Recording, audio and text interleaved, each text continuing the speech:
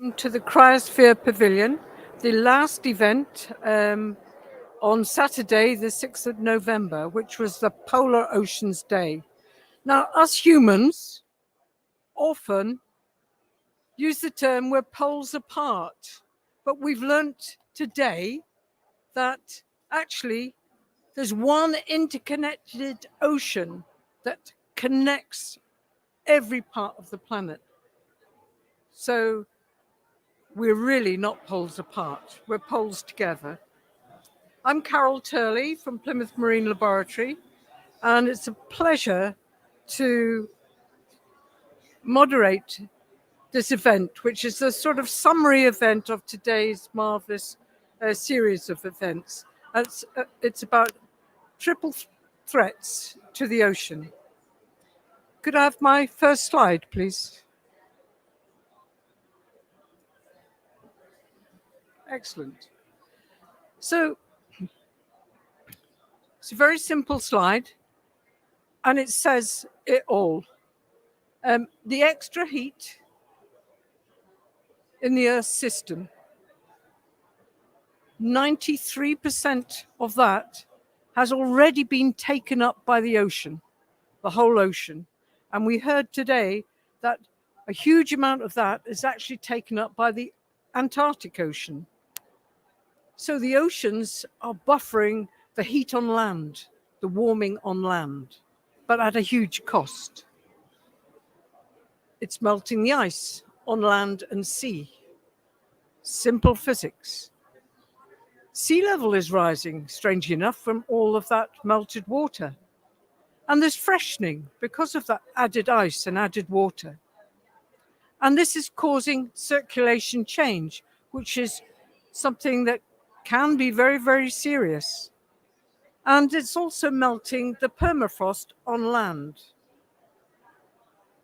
That is actually adding carbon and water to the local environments, which is increasing acidification, it's increasing the freshening, and it's having an impact on the people that live on that land. The extra CO2 from the atmosphere, there's 30% of the CO2 that we've emitted already to the atmosphere through burning fossil fuels, that's us, humans, burning fossil fuels, has already been taken up by the ocean. So that's causing ocean acidification, another threat. And all of these threats have these knock-on impacts to ecosystems and also to human well-being. And it won't just be the local communities who will hear from. It will be everyone on the planet will have it suffer from what happens to the ocean. So here's our planet with our ocean, and these are just some of the impacts on the ocean.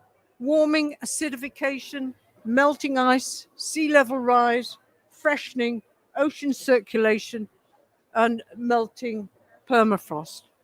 There's changes in nutrients as well, huge number of different things. And of course, the impacts will be on the ecosystems. And of course, the reason why we're here is this. Every single one of these is relevant to CO2 emissions. And that's why we're here. And this is relevant to the UNFCCC Article 2. Thank you. My first speaker, I don't claim to own these lovely people, but the first panelist is Bea Berks. Bea is a physical oceanographer, and she's interested in ocean circulation, which is something I talked about a minute ago, in the subpolar North Atlantic and European continental shelf, and its role in the whole climate system. She currently also has a role as the Marine Scotland Science Climate Change Lead, with an interest in the impacts of climate change on the marine environment, the climate adaptation required to address these, and how activities in the marine environment could support the transition to a net zero society. Welcome, Bea, the floor is yours. Thank you very much, Carol, for that lovely introduction. I think Carol's actually already given my whole talk, so if you bear with me, I'll give it again with a few more pretty pictures. The person who's taken and given me this picture is actually speaking next, probably, but the Arctic Ocean is changing, and I'm going to really focus for this kind of looking at the physics and how the ocean climate is changing. I'm really going to focus on the Arctic for this talk. And I just wanted to also say that I think there's been a wide recognition at this COP that the ocean is critical if we're going to address climate change going forward. So as Carol's already said, the increased greenhouse gas emissions have created an imbalance in the Earth system and energy has accumulated. And this great analysis by Carina von Schuckmann and colleagues has really shown that the vast majority of that energy has been taken up and is stored within our ocean. And so we can say that since the 1970s, that's been around 90% of the extra heat that's been taken up by the ocean. Now, that ocean warming is not taken up evenly distributed around the globe, and some ocean basins have seen more warming than others. I hope is the feedback in your systems? No? Okay. Heidi at the back, who's been great, just keeping me right there. And so as I said, the ocean heat uptake is not evenly distributed. And we've seen that this is a map of the ocean heat content anomaly in the upper 2,000 meters of the ocean relative to a 1981 to 2010 average period. And what you can see is that in some basins like the North Pacific and in the Southern Ocean, that heat uptake has been quite severe or big, and another hotspot is really the Arctic Ocean. And you can see that actually there's a bit of a hole in that ocean heat uptake in the subpolar North Atlantic, where not as much heat has been absorbed into the ocean. And so 2020 was actually the Arctic's second warmest year on record, and the rate of Arctic warming is more than double the global average rate since 2000. And so that's really having an impact on the Arctic ecosystem, and I know speakers later in this session will probably dig in deeper on that. And that goes from both the charismatic, so the lovely polar bears that everyone loves, and the species we actually need for our livelihoods, like I'm a big fan of cod, not necessarily to eat, but also I think they're a great fish, and so they're really being impacted by this excess heat uptake. And what we know going forward is that if we really commit to the Paris goals and keep warming at 1.5 or 2 degrees, the excess heat in the Arctic will not be as severe as if we let warming go on and keep emitting greenhouse gas emissions. And so these are forecasts from the latest IPCC assessment report, the 6th assessment report. The first working group report in that is from the Physical Science Basis, which was published just a few weeks ago. And you can really see that basically if we keep that emissions, the emissions of carbon dioxide and other greenhouse gases as minimal as possible and meet those Paris goals, we can really reduce the impacts on the Arctic and also the Antarctic ecosystems. And there's impacts on circulation change. So earlier today, I contributed to a session on what might happen in the Atlantic Ocean basin, because excess fresh water from the Arctic can actually potentially cause a collapse in the Atlantic meridional overturning circulation. The panel on the top left is a graph of what would happen to the surface air temperature if this Atlantic conveyor belt of heat, which brings warm water from the south, from the equator northwards into the Arctic, shuts down. And this is work by Laura Jackson at the Met Office and colleagues. And if we have a smooth climate change, then what you can see happens in the British Isles is that actually the rainfall reduces, but by far not as much as if we have this sudden AMOC, so the Atlantic circulation collapse. And this is a low likelihood but high impact event that we just don't know enough about. And we're currently have a project under review with the European Commission to work on finding pathways of getting information on the Atlantic overturning circulation into the hands of policymakers and people, stakeholders who really rely on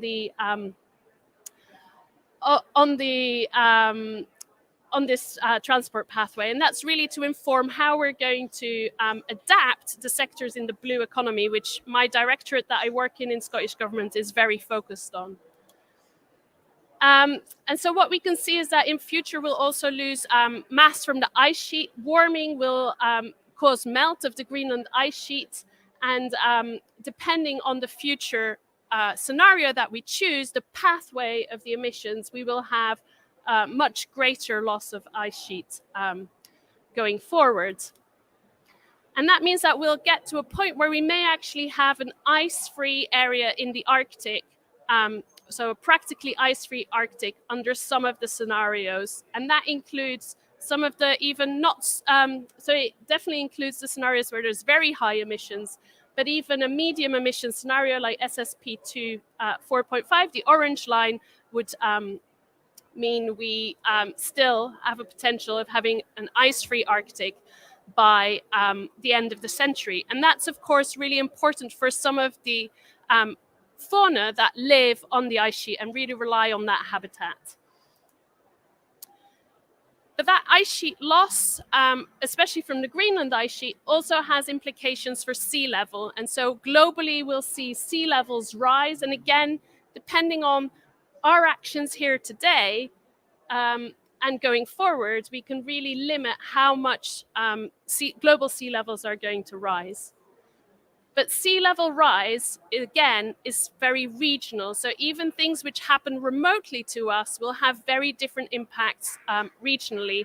And that's recognized by the IPCC. So going forward, they've really committed to trying to provide information for individual regions so policymakers can start making decisions really for the topics that matter to their region.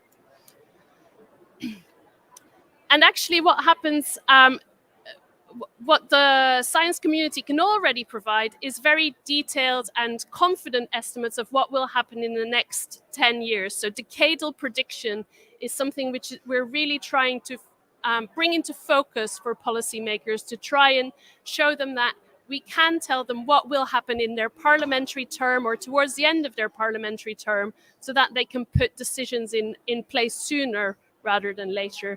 And the Hadley Centre and the World Meteorological Organization have really committed to making this information publicly available as well. And there's a web address there on the bottom for you to look at.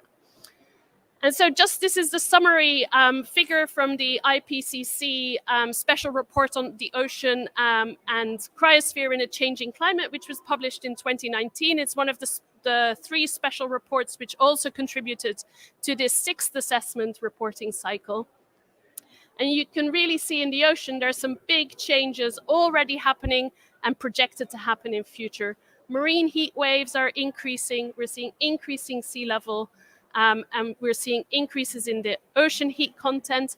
And the flip side, as Carol's already said, of the excess carbon dioxide is also that more carbon dioxide is being absorbed into the ocean, causing ocean acidification. And I know others in the panel will cover that. We're also seeing this oxygen loss. And that's really going to have an impact on our livelihoods. And so it's really a call to action that the ocean is central to the global climate problem, and we should really come together and take action here in Glasgow this week. So with that, I thank you very much. I think I'll hand back over to Carol, and thanks again for your attention.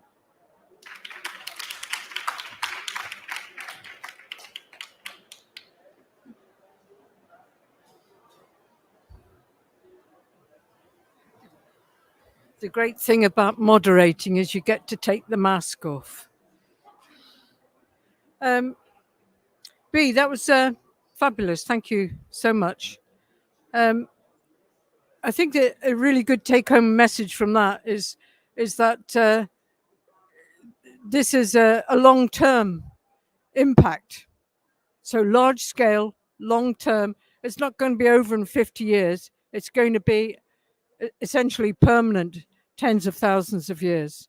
And the other thing is there is a chance to act. Thank you for that.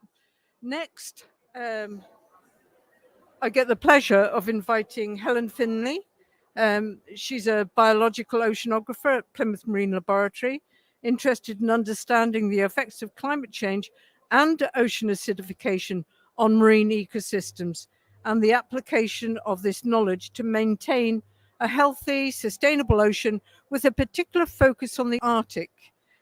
She's also a member of the Executive Council for the Global Ocean Acidification Observing Network, and she is the lead coordinator for the hub in the Northeast Atlantic for GOAN.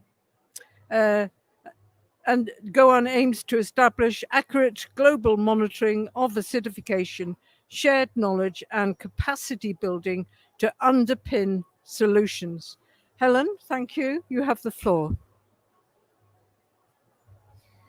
Thank you very much, Carol. And I've just noticed it must be 6 o'clock on a Saturday because I've already got a typo in my title. That should be "and" instead of "an impact." There are many more than one impacts. So thank you for having me here today. I'm going to be talking a bit more about ocean acidification. That was a really great overview from B about the physical oceanography and the physical climate system changes that we're experiencing in the polar oceans now and going into the future. So just to get everyone on the same page, what is ocean acidification? Well, the oceans naturally take up carbon dioxide from the atmosphere. That carbon dioxide reacts to form part of the marine carbonate system. And in doing so, it's taken up about 30% of the anthropogenic emissions of CO2 that have gone into the atmosphere since the Industrial Revolution. But we're adding too much too quickly, and that's resulting in a shift and imbalance in this carbonate system.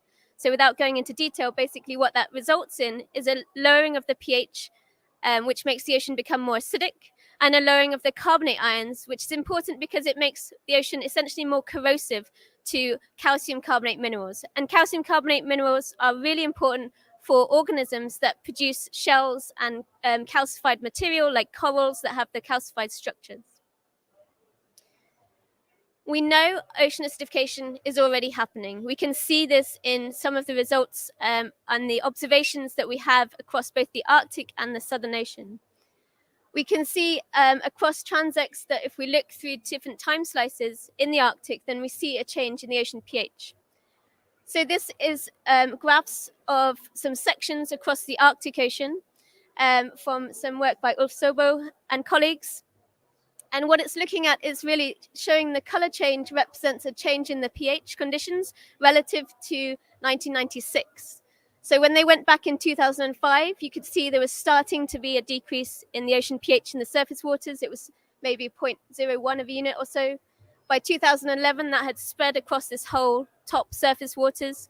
And by 2015, you can see it's coming down, spreading to about 1,000 meters deep in the Arctic Ocean, and spreading across the whole of this transect into the up into the Arctic from the Laptev Shelf seas.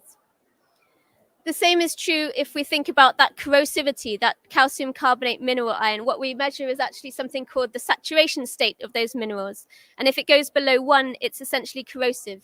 But importantly, organisms respond above that. So 1 is the very limit when minerals actually start to dissolve. And if you have exposed calcium carbonate minerals, calcified shells, they will start to dissolve. But many organisms respond at a higher level, at 1.5 or 1.7. So it's a gradient. It's not just a cutoff at 1.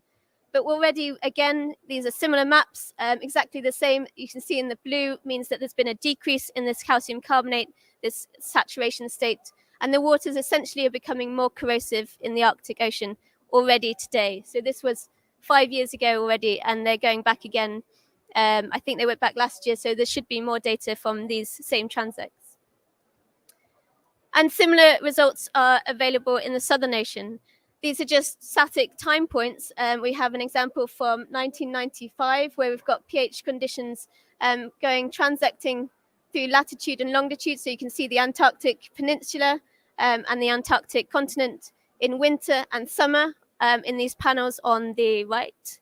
And you can see that there's lower pH conditions in the surface waters just off the continental shelf.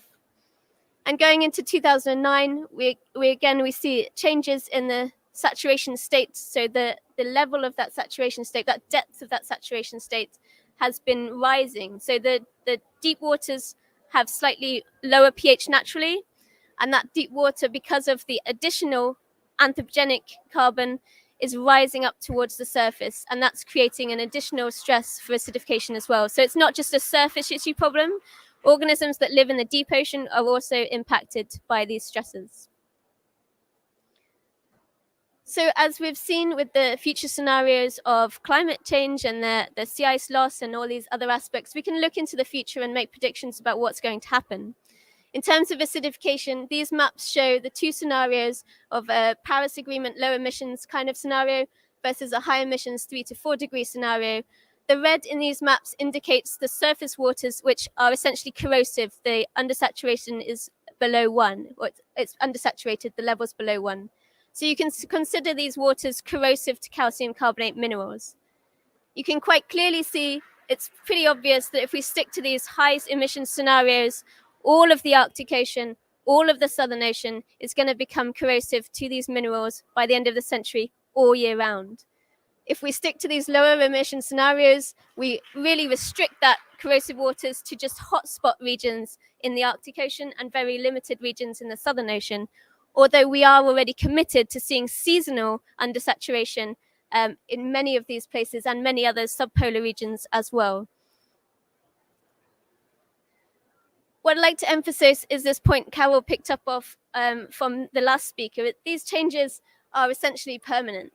The oceans have long residence times, they have long memories, and any changes that happen, including temperature, including acidification, they take thousands of years to recover.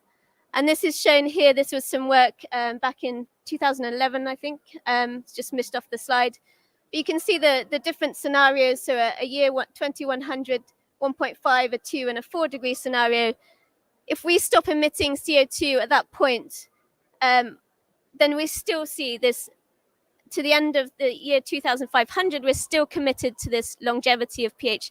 And actually, it goes beyond this. The models suggest that it takes 50 to 70,000 years to actually get anywhere near present day scenarios, if we can get there at all. So how does it impact marine species?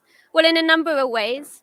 The main one is that just like people, we need to maintain our internal physiology, and our internal pH balance is part of that. Marine organisms are no different. They all need to maintain their internal pH balance to be able to physiologically and be alive and metabolize. So you can get direct changes if you're a marine organism and you're living in a changing marine environment with changing pH, then you're getting direct changes that could influence that balance. If you're very good at maintaining that internal pH, like some of the adult fish species, for example, then maybe it's not going to be such a big issue directly. But some of the early life stages and the organisms that are less able to balance that internal physiology are much more likely to be impacted directly by changes in pH and PCO2 and CO2. And we also have this issue of calcification. If you're a calcifying species, if you're trying to produce that calcium carbonate minerals in something that's essentially trying to take that away, then that's going to require more energy to balance out. And so what we end up with is direct impacts resulting in energetic trade-offs between different processes in the body of the organism. But you can also think of indirect impacts, and we're able to observe indirect impacts on marine species. So, for example, these adult fish species that are maybe able to buffer those changes directly, maybe they're reliant on species that are not able to buffer changes, and so their food source could be impacted. We have evidence that the organic content of food, phytoplankton, will change. We have evidence that the predator-prey interactions will change. more importantly, although we have all this information from experiments, we're now actually observing change in the environment today.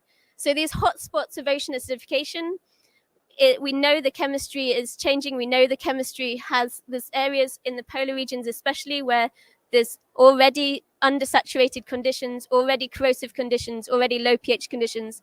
And where those conditions exist, we see these sorts of impacts occurring. So we see evidence for pteropods, which are tiny free-swimming plankton like snails that are imperative for food webs. In particular, something like the salmon population feed on these.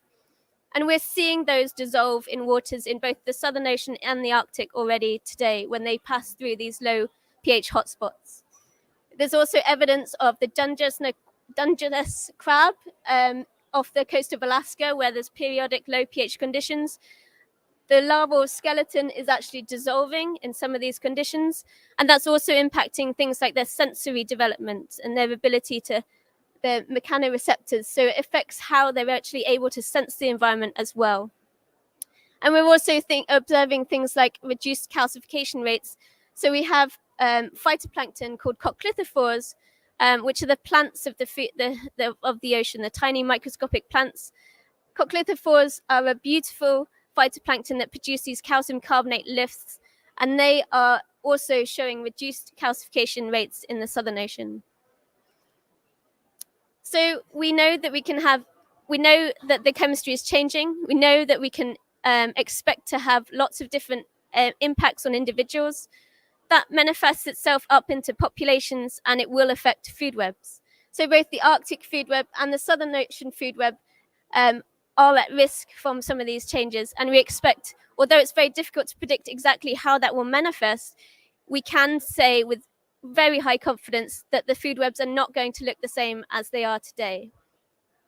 We expect to have perhaps increased primary production because of the changes in the light regime. The loss of sea ice might result in increased light being available to make these photosynthesizers grow more, but we don't expect perhaps a size shift in these species. So that's the bottom of the food chain. We expect secondary consumers, these herbivores, to be impacted either directly or indirectly by changes in nutrients and the associated impacts with the phytoplankton. We expect to see changes in size of organisms because of the changes in the nutritional status as it goes up the food web. And we expect to see perhaps direct impacts on these benthic calcifying species, in particular sort of the clams, the oysters, the mussels, things like that. And finally, we expect to see on all life stages, on all aspects of the food web, impacts on early life stages, but in particular, things like the fish species, the higher predators could also be directly impacted in those early life stages. And we expect to see predator-prey interaction changes. So the food webs that we know exist in the Arctic and the Southern Ocean today are not going to be the food webs that we see in the future. So I just want to end there by saying it's not all doom and gloom. We are at this juncture in our future now where we can make a difference to how this is going to be. We can mitigate these impacts for ocean acidification. We have to reduce emissions. We need to stick to these low emission pathways. And I hope that was clear by the stark contrast between the high emissions red in the polar oceans versus the low emissions. But we can manage co-stressors. As you've heard, there's so many impacts going on. Ocean acidification is just one of multi-stressors that are happening. And if we can manage as many of those as possible, especially in local, regional systems, then we have a chance of mitigating the worst cases of ocean acidification. We need to protect and increase our habitat and biodiversity, and we need to invest in science, partnerships, and community development and education. Thank you.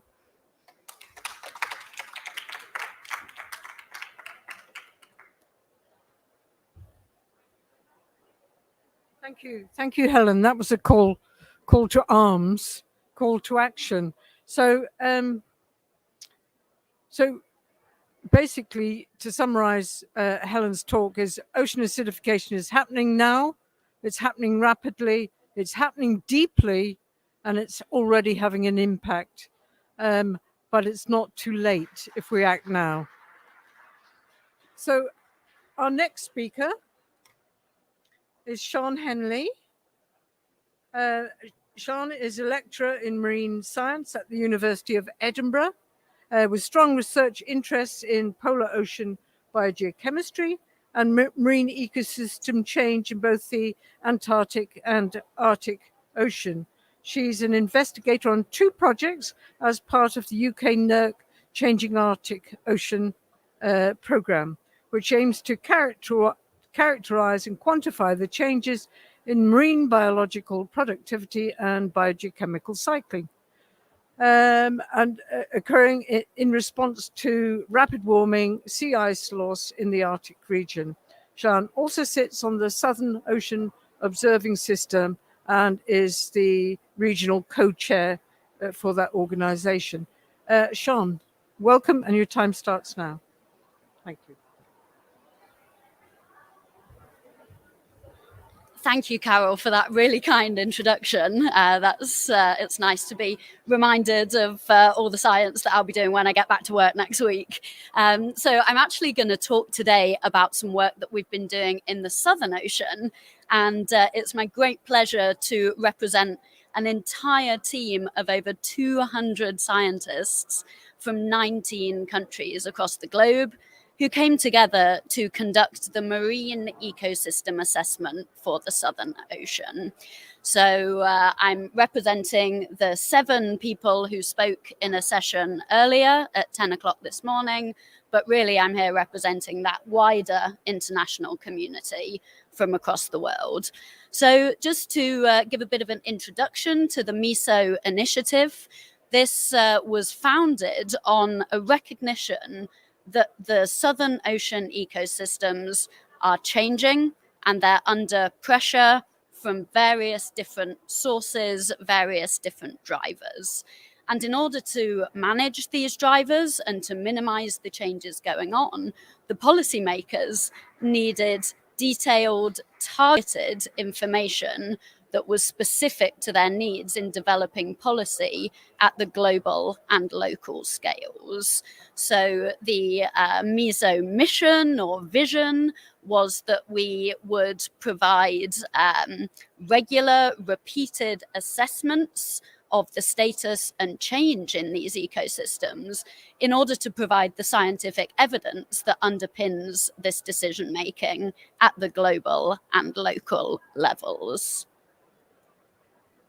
So we know that the Southern Ocean is a very important place in terms of the functioning of the entire global ocean, that one global ocean that Carol talked about. And the Southern Ocean holds a central place in this global ocean. And it is responsible for transporting and redistributing the heat that is taken up by the ocean, as well as nutrients and the greenhouse gas carbon dioxide between all of the other major ocean basins, the Atlantic, the Pacific, and the Indian Ocean. And therefore, the changes that are occurring in the Southern Ocean have impacts throughout the global system and are themselves impacted by changes happening elsewhere and throughout that global system. And the other main important role for the Southern Ocean in the global ocean and climate system is that it is a place where there is a disproportionate uptake of the greenhouse gas carbon dioxide. And this is by both physical and biological processes. So of that 30% that Helen talked about that the global oceans have taken up of our human or anthropogenic emissions, approximately 40% of that oceanic total has been taken up by the Southern Ocean. So the Southern Ocean plays a disproportionate role in this uptake.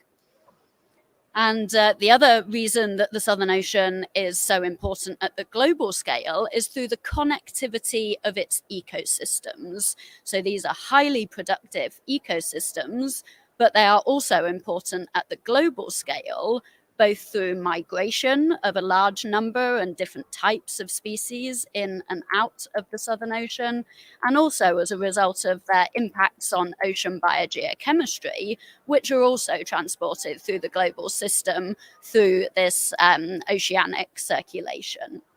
So what MISO was really successful in doing is highlighting the extent and the complexity of the connections between various different components of the system, both within the Southern Ocean, and the linkages and connections and interdependencies of what's happening in the Southern Ocean and what's happening elsewhere throughout the global ocean system. So we can now emphatically say that the changes occurring in the Southern Ocean affect the entire global system. And most importantly of all, in this context at COP26, the changes in the Southern Ocean affect the entire global human population. So look at these ecosystems in a little bit more detail. We can see in this image here the flow of nutrients and carbon and energy through different components and different organisms within the system. And what MISO did was really describe those energy flows and those carbon flows in great detail. And we now really understand the extent to which carbon that is taken up from the atmosphere is stored in these biological components of the system. So blue whale, for instance, takes up to 100 tons of carbon and can live for up to 100 years. So this is a substantial amount of carbon that, if it wasn't for that one whale, would be in the atmosphere. So a really kind of obvious, tangible example of the carbon taken up by these systems. And this carbon can be stored for decades to, in some cases, a couple of 100 years. And this enables us to say that the Southern Ocean ecosystems are fundamental in regulating Earth's climate system. Through these organisms and the way they interact with their ecosystem, the Southern Ocean also regulates nutrient supply and distribution throughout the global ocean. And it underpins global biodiversity and underpins food security for human populations in a large number of parts of the planet. We know from the MISO initiative just how closely these life cycles are linked to seasonal changes in sea ice. And at the same time, this seasonal sea ice cycle is highly sensitive to the climate changes that are underway. And therefore, we can say with a high degree of confidence that these ecosystems are already changing. They are already altered by human activity and the climate change that it has driven. So the particular stressors that we're talking about, or drivers of change, are listed here. And we can really group them into two main categories. So we've got the large-scale drivers that are associated with global climate change. And the ones I want to highlight in this session are the rising ocean temperatures and the impact that that's having on the seasonal sea ice cycle, and ocean acidification that Helen just covered in great detail. But as well as these large-scale climate drivers, we also have local drivers associated with the direct impacts of human activity. So things like pollutants, fishing, and tourism. But what's critical to remember is that we're not thinking about each of these stressors in isolation of each other, but we're really looking at a multiple stressor system. So how these stressors interact with one another and how different organisms and components of these systems respond to these different changes over different scales of both time and space. So in terms of what's actually happening in these ecosystems, we have managed to quantify and characterize major shifts in the fundamental way that these ecosystems function, and loss of key components and the ecosystem services that they provide to the global society. So as Angus very aptly pointed out in a session earlier in today, we're seeing a change in the distribution and productivity of Antarctic krill, which provides the primary food source for the rest of the food web. So changes in Antarctic krill have severe consequences for all of the higher trophic level organisms like the whales, the seals, and the penguins. And as a result of these changes in krill and the changes in the seasonal sea ice cycle, we're finding that a large number of organisms, like the Adelie penguin, are having to change their behaviors, their ranges, and their distributions, with also a loss of productivity and abundance of these key species. And we're seeing particularly rapid changes in the benthic or seafloor ecosystems, which are particularly sensitive to warming and ocean acidification. So we see that as a result of these shifts and these changes in the ecosystem, we're seeing a compromise or an undermining of the ecosystem services provided. So biodiversity, food security, nutrient supply, and climate regulation. And as climate change and other human drivers increase, both currently and into the future, we're seeing that these ecosystem services are placed under increasing risk. And at the same time, human activity within the Southern Ocean itself is also increasing, which is increasing demand for these ecosystem services. So we've got a double effect of increasing demand and increasing risk to these societal benefits from Southern Ocean ecosystems. So in order to safeguard these ecosystems, we need global policy on climate change mitigation. And that is what we need at this COP26 meeting. We need concrete commitments with tangible, realistic actions to limit warming to a maximum of 1.5 degrees, to enable us to ensure the sustainability of the Southern Ocean ecosystem and the societal benefits that they provide at the worldwide scale.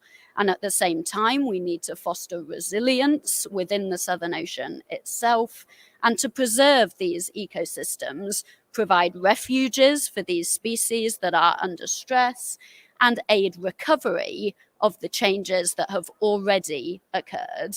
And this requires local and regional management and conservation efforts, such as marine protected areas, which need to be precautionary to take account of climate change as it continues to proceed, and the uncertainties in the system.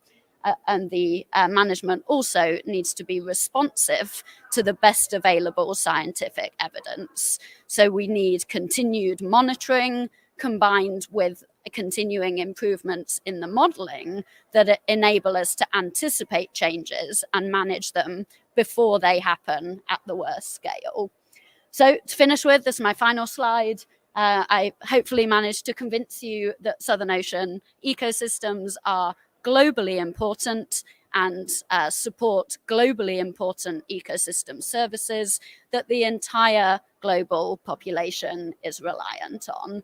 These ecosystem services are under pressure, and therefore we need to safeguard them through global climate change mitigation and local conservation and management. But as Helen ended on, I wanted to end on a positive note to say that this is possible. And at COP26, if we make concrete commitments and deliver on those commitments with concrete actions to limit warming to 1.5 degrees, these Southern Ocean ecosystems can be sustained long into the future, as can the functioning of our one global ocean. Carol, back to you.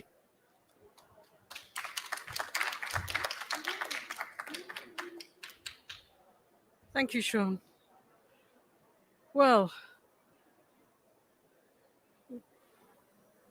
I'm kind of depressed that there are so many impacts that are happening already, and seeing how complex the Southern Ocean food web is and how sensitive it is to keystone species and productivity. And and how this impacts the whole ocean. It's really worrying. So, it's nice you finished in a positive one, but, it's 1.5 to keep the Southern Ocean alive, really, isn't it? Yeah. Anyway, moving on, I'd like to welcome Rolf Rodfen. He's the Executive Secretary of the Arctic Monitoring and Assessment Program, AMAP. AMAP is organized as a working group to the Arctic Ocean, Arctic Council, not the ocean, sorry. But it's a voice for the Arctic Ocean, I'm sure. It's responsible for monitoring and assessing the state of the Arctic region with respect to pollution and climate change issues and their impacts on ecosystems and human health. Rolf has authored several scientific papers on Arctic ecology, often related to impacts of climate change in systems ranging from seaweed, agriculture, seals, moose, and reindeer. So, quite a varied experience. Rolf, we look forward to your intervention. Thank you.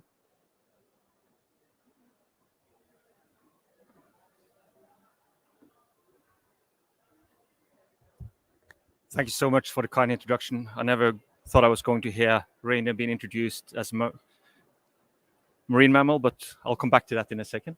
Thanks. And thanks for inviting me to talk. As said, the Arctic Monitoring and Assessment Program is one of the working groups to the Arctic Council. And I'll come back to that in a second while that is relevant in this perspective.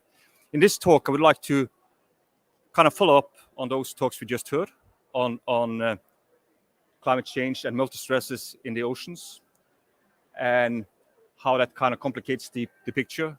And I'm going to try to move us a bit into the policy landscape by using some examples from the Arctic and AMAP's experience on how we've been working with science to policy processes to actually have science matter. And I guess that's why we're all sitting here. Well, first, just to say a bit about AMAP. We have 30 years. It's our 30th anniversary this year. We're a working group to the Arctic Council, as I said. And we do have delegates from all the 8 Arctic states, as well as the 6 permanent participants or the indigenous organizations in the Arctic. We do have delegates from the observers, and including both national observers as well as NGOs and other observers. And we do rely on an expert pool of about 750 experts to do our assessments. And that's a bit important background for the policy making, and I'll come back to that. What we do deliver is scientific assessment reports on about a couple of hundred pages, as they often become.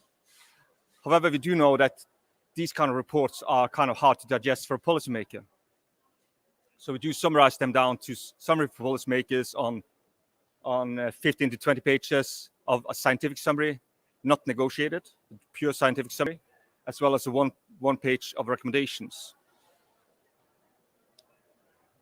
The picture here shows the reports of the summary of policymakers we delivered for the Arctic Ministerial meeting in May this year in Reykjavik. And they range from climate change, contaminants, human health, as well as litter microplastics. So just to kind of revisit some of the topics from the last lecture, but with an Arctic perspective. The key findings of our reports this year is, as we already heard, the Arctic is getting warmer and it's getting wetter.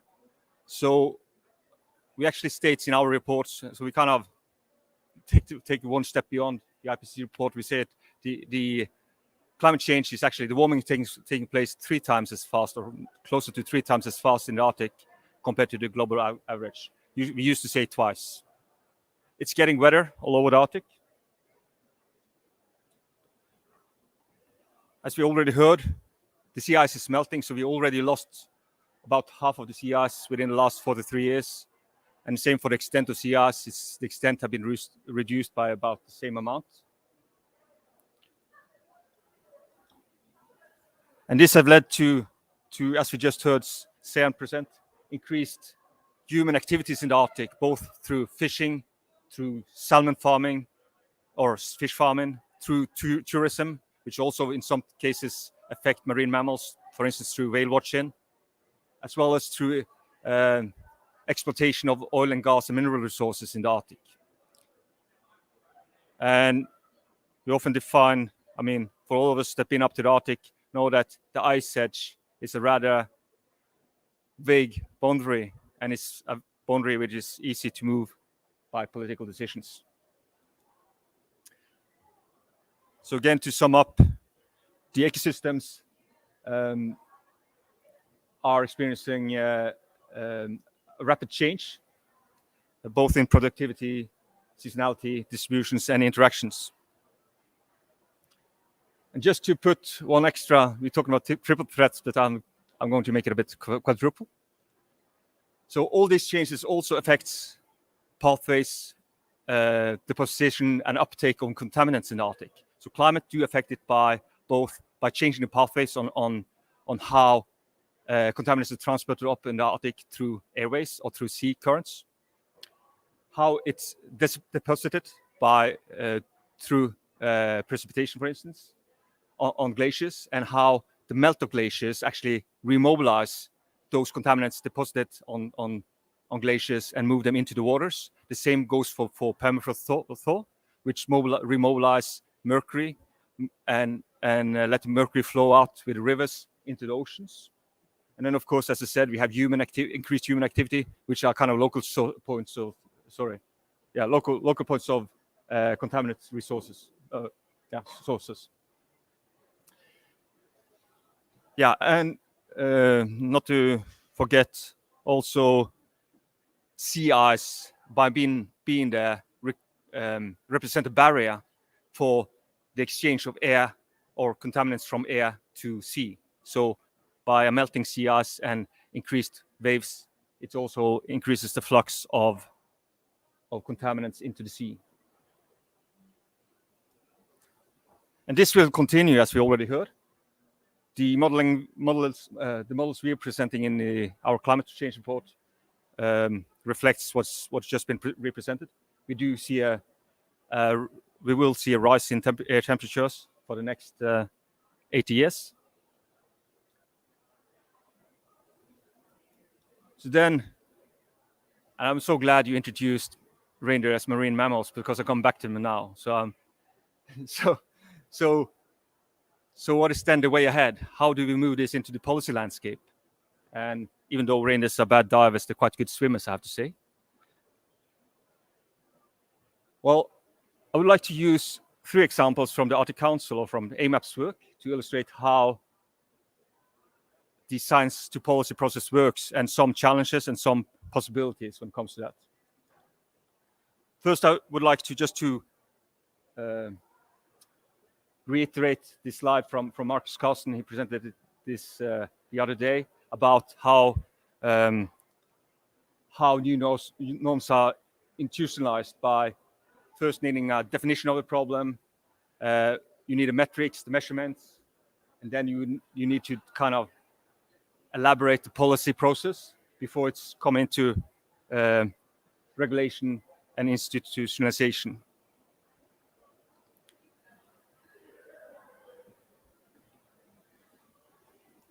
So my first example when it comes to policy making or science to policy processes is the work on mercury done through the Minamata Convention.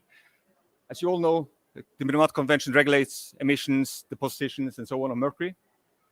And it was actually done, there were actually significant contributions from the Arctic Council working groups to this process. And it's very nice to refer to others bragging about you than to brag about yourself. So I would like to refer to this paper by Fröke Plateau and co-authors on describing the process.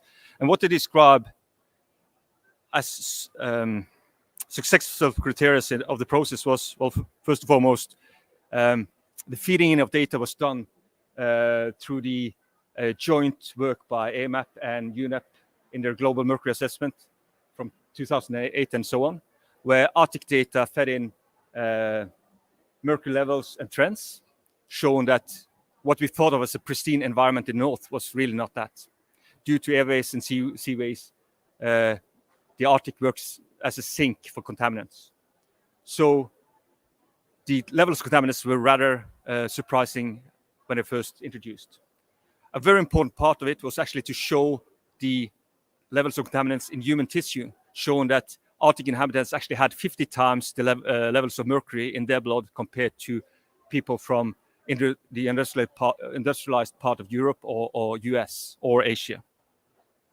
And also showing the ecosystem consequences of this, how it actually can affect the ecosystem and how contaminants are brought up through the food web, through the ecosystem, ending up in humans, and then stating the impact. And this led, of course, to the Minamata Convention, which was signed in 2013 and adopted in 2017.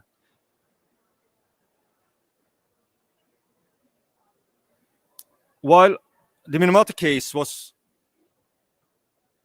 a success story in many ways, the Stockholm case regarding POPs is not that simple. Permanent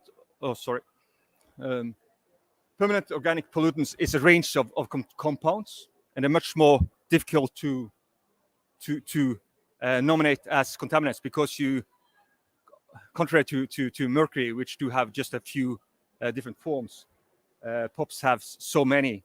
So you will need to have them nominated for regulation through a rather complicated process. And in particular, when it comes to the multiple stressor part, comparing or taking into account both climate change and contaminants, this has been a really difficult thing. Again, AMAP fed data on levels and trends and so on. The first establishment of the Stockholm Convention was a success in 2001 and 2004. However, to include the multiple stressors has been impossible, and the work was actually more or less left dead in 2013. I just want to bring this up, like what about climate? And I'm just going to show this as we're kind of running out of time.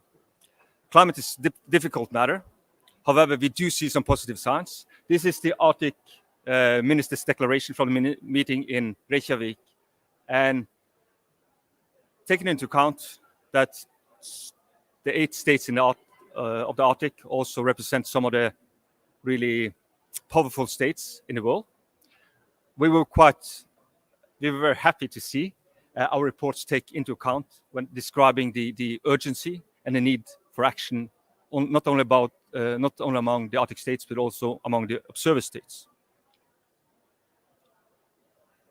So just to end with this slide, the lessons, at least we have learned from science to policy processes, is for this to take place, you need a profound science-based knowledge for politicians to rely on.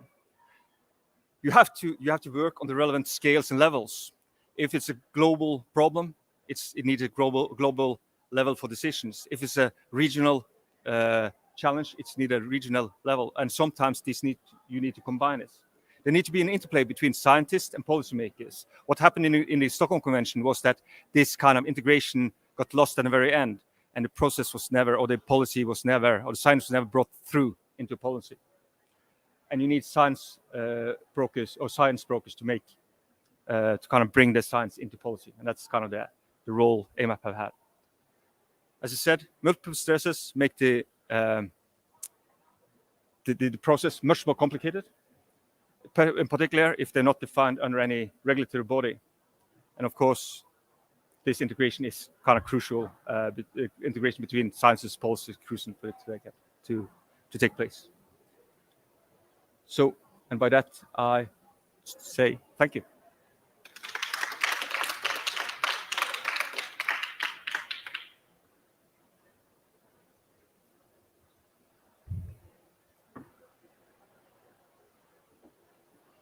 Thank you very much. My goodness. we've built on our stresses. Very interesting to hear about the metals and the contaminants. But one thing you did say, Ralph, which hit home with me, one among many things I should say that hit home with me, is that the Arctic is changing 3 times faster than the rest of the ocean. Now, we're all talking about the Paris Agreement and 1.5. It's actually not 1.5 for the Arctic, and we should all remember that. And that's something we're forgetting, and we're not using that message from the polar oceans. We're past 1.5, are we? About there. But, you know, it's something we're not knocking home. But I'll turn now to our final speaker. And it's our last speaker, but not least. This is Anne Nuorgam, who's a Finnish Sami politician and the current chair of the United Nations Permanent Forum on Indigenous Issues. She's been a member of the Sami Parliament of Finland since 2000. She's been working on reconciliation issues and now works as the head of the Sami Council's Human Rights Unit. So, Anne, please, the floor is yours. And welcome.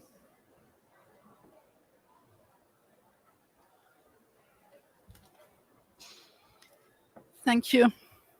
And good evening.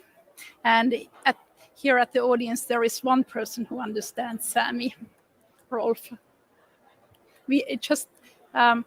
So I'm a Sami indigenous from the Finnish side, or from northern Finland. And I'm brought up in the salmon fishing family, brought up in a boat by my grandparents, parents. And so I'm going to talk about impacts.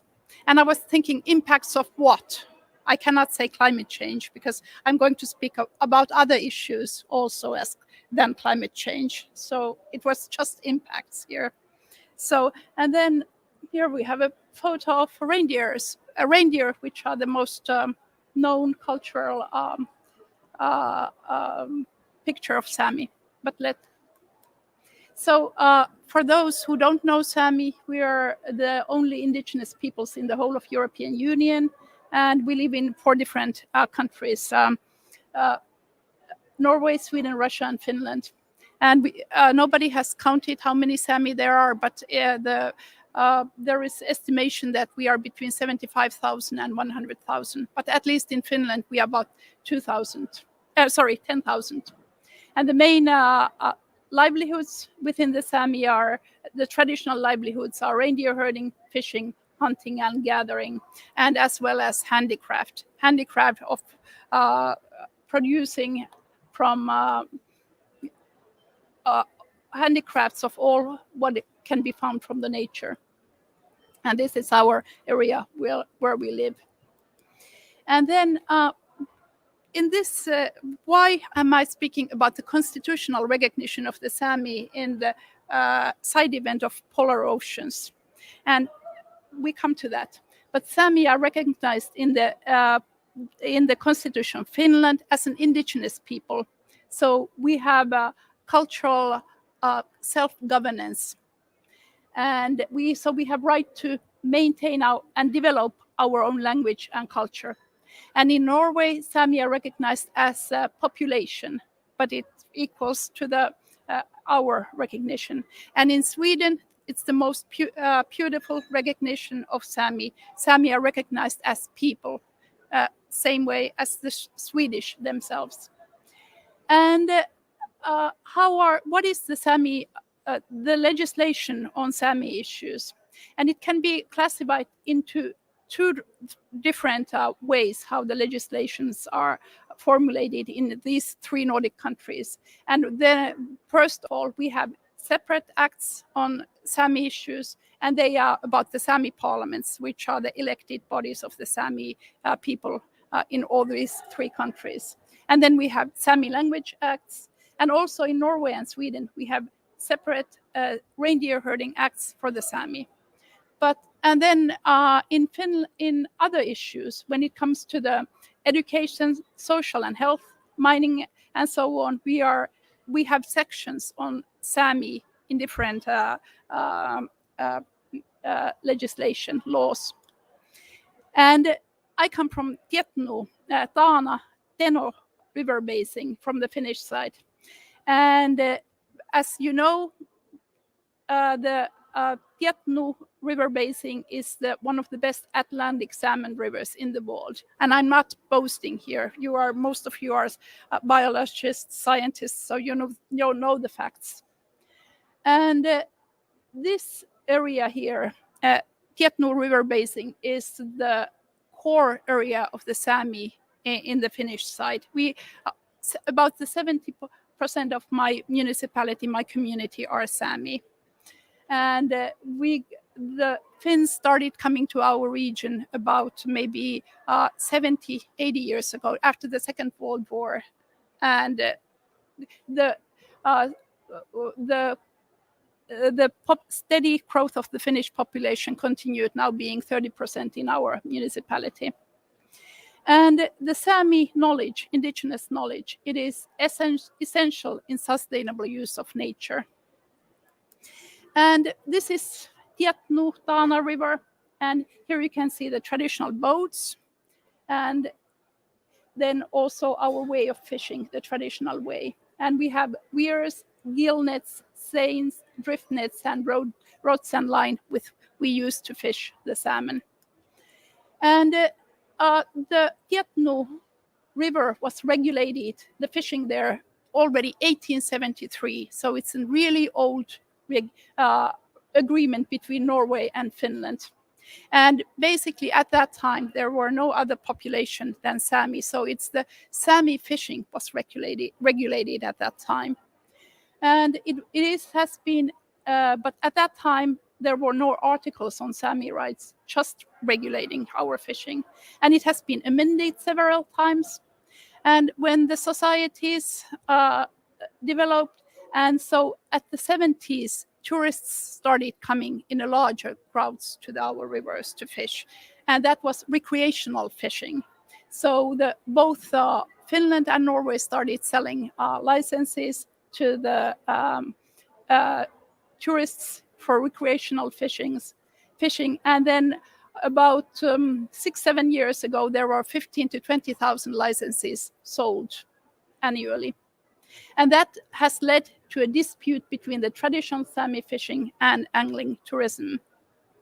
And because at the same time, the amount of salmon caught at the river decreased. So the new river agreements were negotiated, and the previous one was negotiated 1989, and the purpose of this agreement was to protect and maintain the natural stocks of fish, salmon, and inland waterfish in the water system of the Tana River in such a way that the diversity and production of nature will be maintained.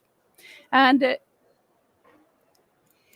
then what happened? Because there was the salmon stocks decreased. So the new agreement was negotiated, and it came into force 4 years ago. And in this new agreement, aim was to decrease salmon mortality with 30% by restricting different methods of fishing when you compare to the previous agreement. And what happened was that about the 70% of the restrictions were aimed at Sami traditional fishing, and 30% to the tourism fishing. And of course, that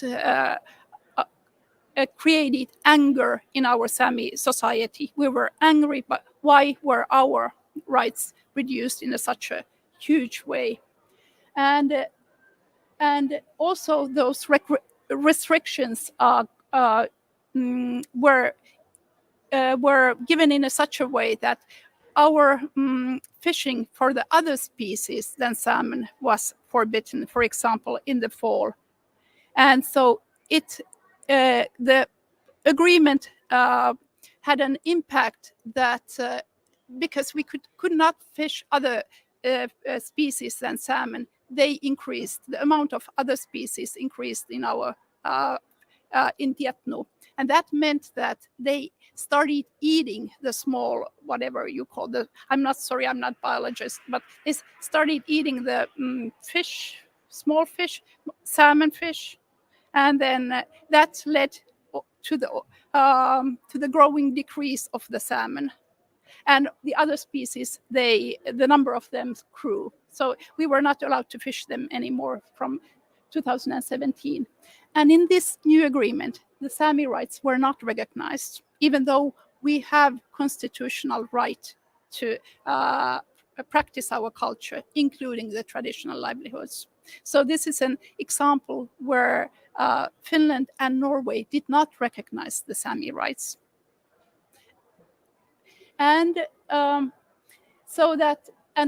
the decrease of the salmon led to the situation where Norway and Finland issued salmon fishing ban year 2020. And you know, we saw from the previous presentations that that was the warmest year of the ocean,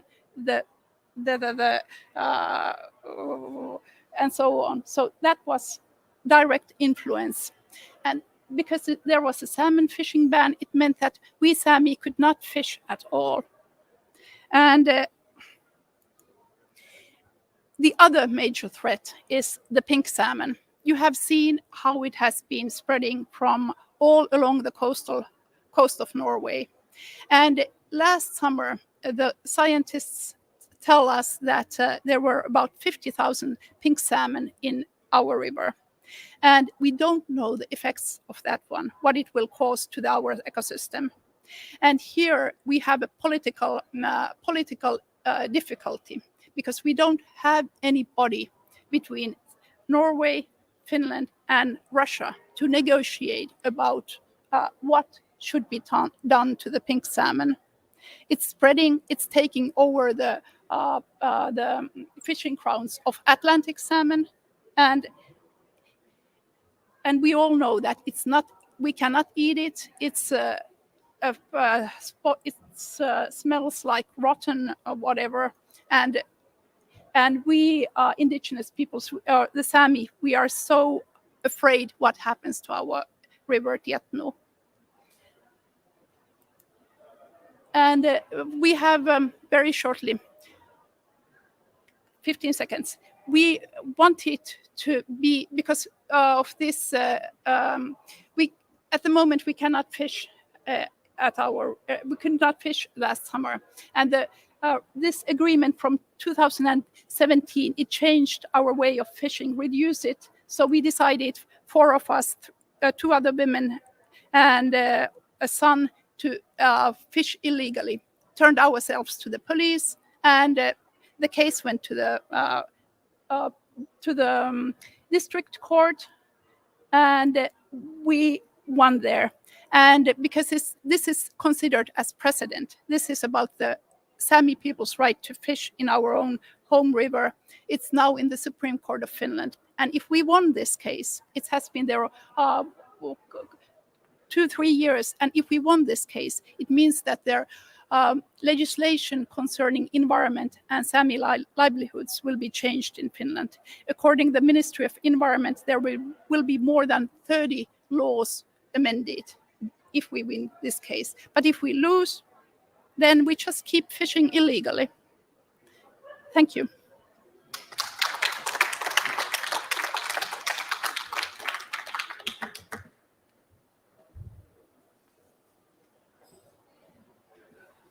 My goodness, Anne.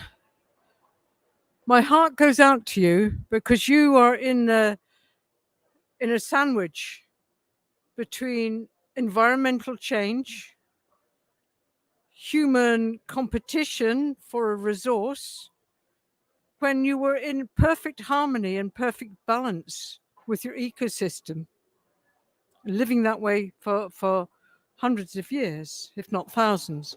And now it's changed. The world's changing. And you, in a sense, you're, I feel, the example of what will come to many around the world if we don't control climate change.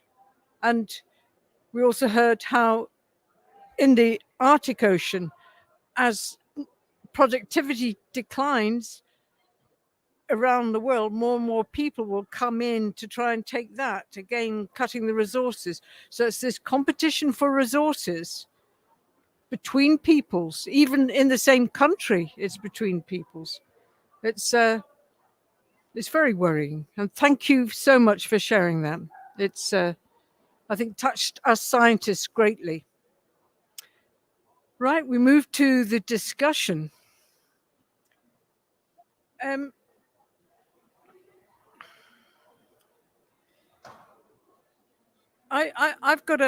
We've got 10 minutes. I've got a question. Is what can we do? What are the next steps? I'll give you time to think about it as you're coming up here. What are the next steps to achieving integrated science, nature, and people to policy action? So we can all do our science, but we need to communicate that better. I think the SIDS have done that really well. In the last 10 years at COPs, they went from the victims to actually leaders. And so I think those in the polar systems have to think of a way of communicating that better.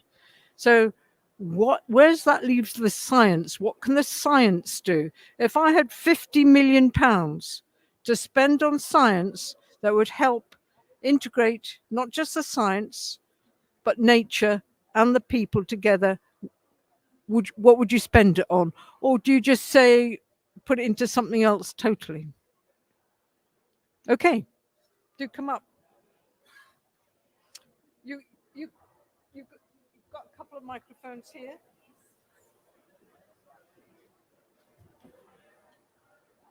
Are you standing or?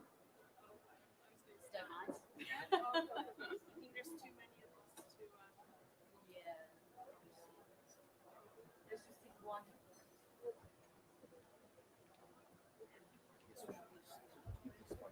Sorry, it's just one. Pass it if you want. I guess you would like this one.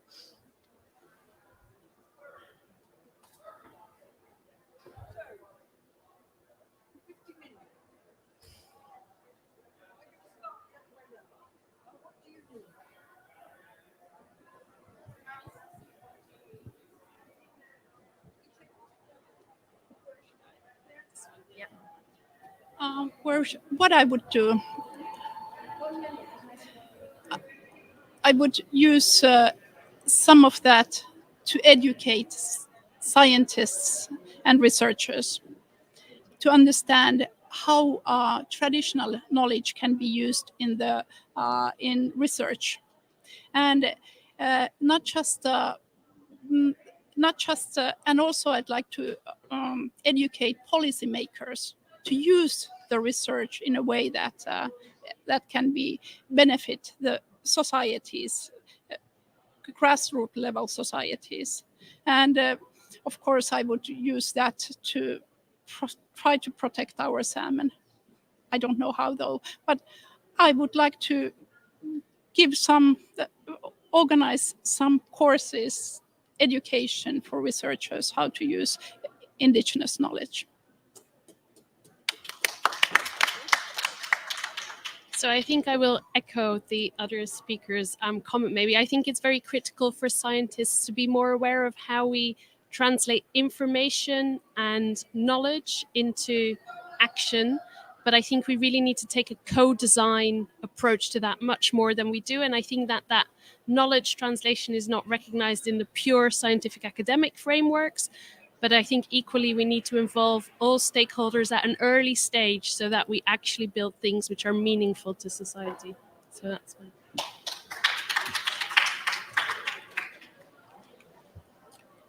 So B just said exactly what I was going to say. So I'm going to build on that some more to say that I would spend not 50 million, but it would be the start of my spending of 50 million to get all stakeholders around the table. And I think this is particularly relevant for the Arctic, but also for the Southern Ocean. The stakeholders are different, the needs are different, and the objectives are different.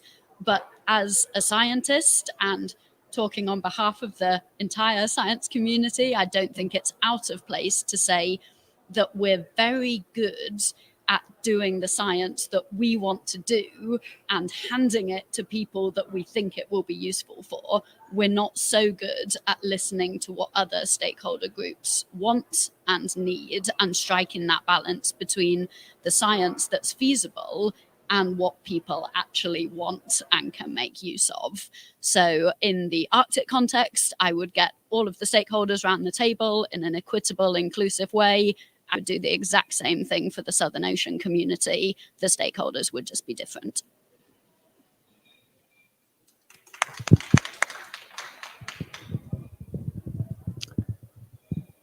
Thank you. Very good suggestions. I was just going to start by saying, actually, me and Anna, we're more or less neighbors. I grew up 40 kilometers north of her, and my grandma was Sami. And I was just thinking, I'm not sure if I would like to gather people around the table, but I would, and I hope I can have Anna with me when it is suggestion. I would actually bring, I mean, we're sitting here inside a building, not actually seeing what's going on, but why not bring the policymakers together with researchers and indigenous people up where it's actually happening to see what it's like? Because you can actually see, if you go to where we grew up, or if you go to Svalbard, you actually see what's happening. So why not, instead of sitting inside discussing things, reading documents, go outside, sit around a bonfire or something back home, and discuss it there together with those people who actually experience it and those people that have been there studying it and kind of talk in a more integrated way than we do, for instance, here. So thanks.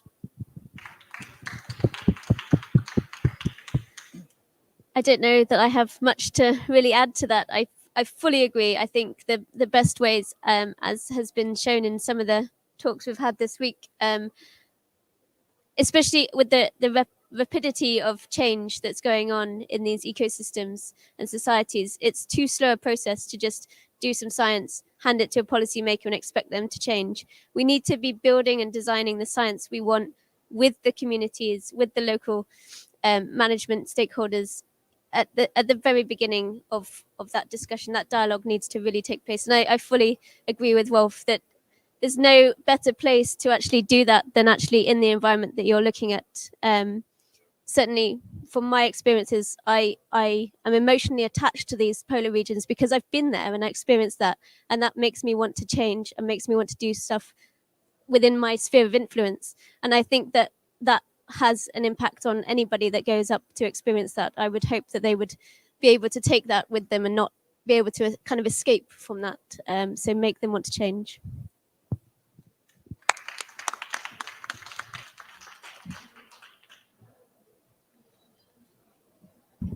Thank you, all of you. I want to add my little tiny bit. On here, a fabulous report. On here it says, we cannot negotiate with the melting point of ice, which is true. But you also cannot negotiate with the ocean heat content, and you cannot negotiate with the carbonate cycle, that is ocean acidification.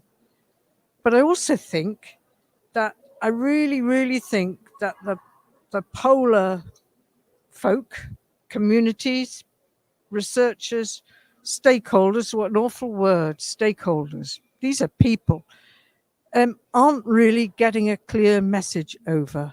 It's so strong. So I think you need to put something more into selling this message, because the SIDS have done that really well, and there's a gap here, and I think you need to fill that gap, because your arguments are so very clear. You really are at the center of climate change. You're taking the heat, the carbon dioxide, and all the ice from all the water from melting ice, and it's filling the ocean, it's filling the polar oceans, it's affecting the ecosystems in a way that it's not touching other parts of the planet. So I think you need to think about messaging as well as everything else, bringing people together. And your message was wonderfully clear. All of them were. Thank you very much. I close the end of this last session on the polar oceans. Thank you very much. And thank you to the Cryosphere Pavilion, everyone there, and to Pam and her team for making this happen. Thank you.